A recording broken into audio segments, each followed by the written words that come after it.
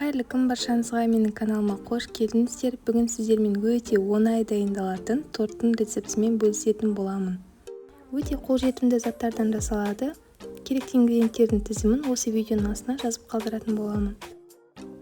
Ең алдымен жұмыртқа мен қантымызды миксердің көмегімен ағарғанша жақсылап араластырып алатын боламыз.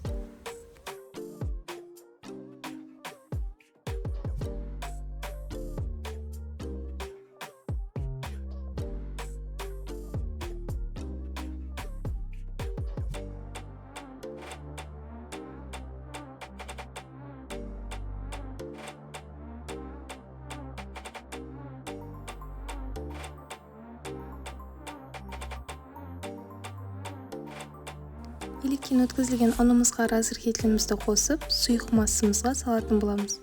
Лопатканың көмегімен араластырамыз. Бұл бисквит универсальный бисквит. Түрлі тәттілер, рулет, торт, пирожныйлар дайындай аласыздар бұл бисквитпен.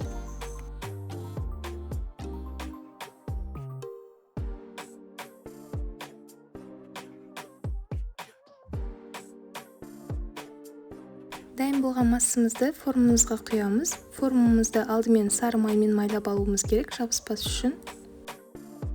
Енді бисквитімізді 170 градуста қызып тұрған пеште 30-40 минуттай пісіріп алатын боламыз. 30 минуттай духовканың есігін ашуға болмайды.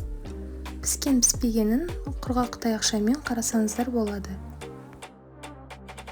Бисквитіміз дайын болғанша кремімізді әзірлеп алатын боламыз. Жұмсақ сары майымызды миксердің көмегімен жақсылап ағарғанша араластырамыз. Кейіннен сгущенкамызды құйып, тағы да миксермен араластырамыз.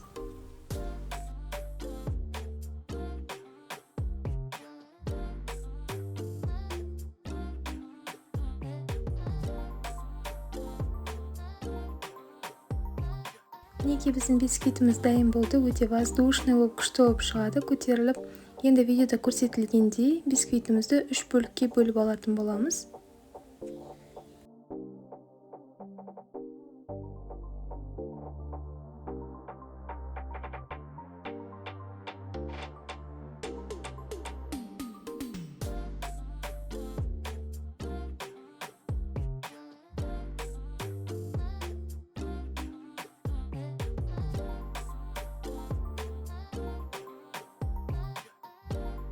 Енді тортымызды жинақтайтын боламыз. Корждарымызға дайындап алған кремімізді жағып шығамыз.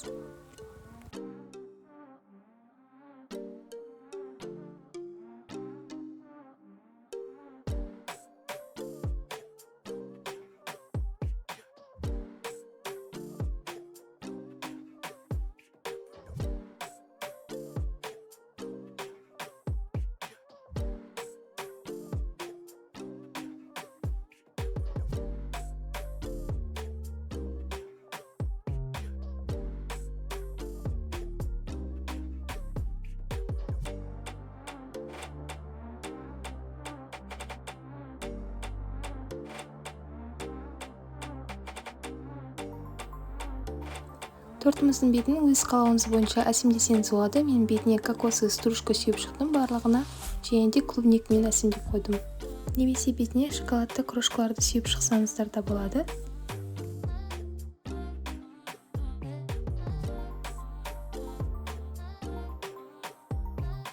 Мінекей біздің тортымыз дайын болды, өте дәмді болып шығады. Корждары барлығы жұмсақ болып, міндетті түрде дайындап көріңіздер, ас болсын.